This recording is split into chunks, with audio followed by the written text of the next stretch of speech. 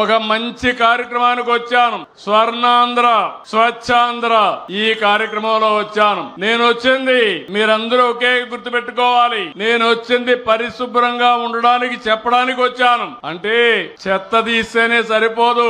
ఈడ మనసుల్లో మొత్తం చెత్త ఉండే వ్యక్తులను కూడా పూర్తిగా కడిగేస్తే తప్ప, ప్రక్షాళన చేసే తప్ప ఈ మాచర్ల బాగుపడదని మరొక్కసారి మీ అందరికీ విజ్ఞప్తి చేస్తున్నా.